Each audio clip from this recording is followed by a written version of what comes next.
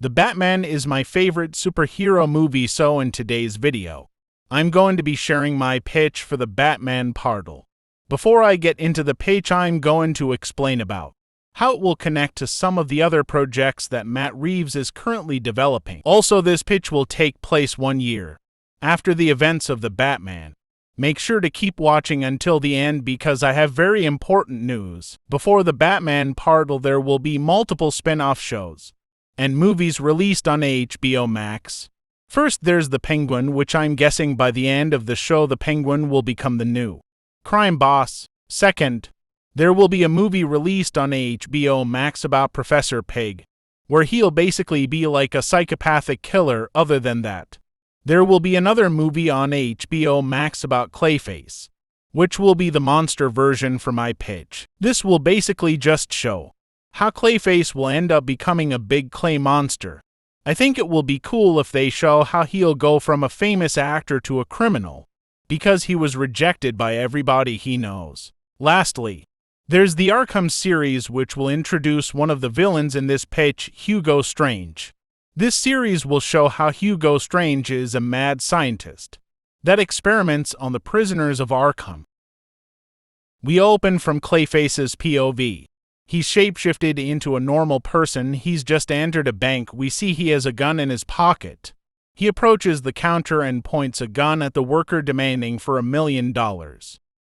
Suddenly, his hand holding the gun turns into clay and the gun falls on the floor. The worker had just activated the silent alarm. We cut to Bruce as he monologues over what he's been doing for the past year. We get scenes of Bruce saving civilians from the flood, and him stopping villains like Killer Croc. Back to the present day. We see Bruce patrolling the city as Batman. The scene ends as we see the bat symbol. We cut back to the bank as Clayface gets angry and transforms into the clay monster as the guards start firing at him. He ignores them and grabs the workers by the neck, ready to kill the worker, but suddenly the lights go off.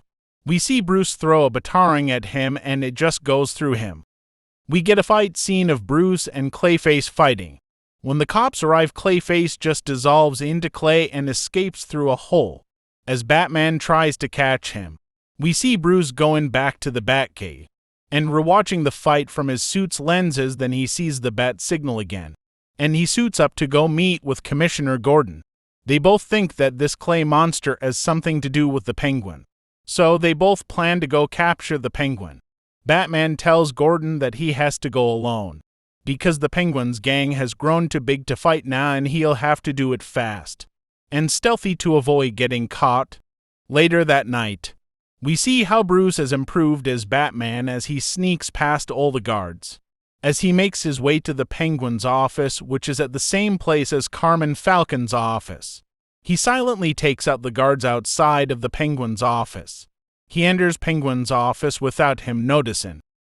The next day, Batman meets Gordon on the rooftop with the Penguin tied up. Batman and Gordon interrogate him about Clayface.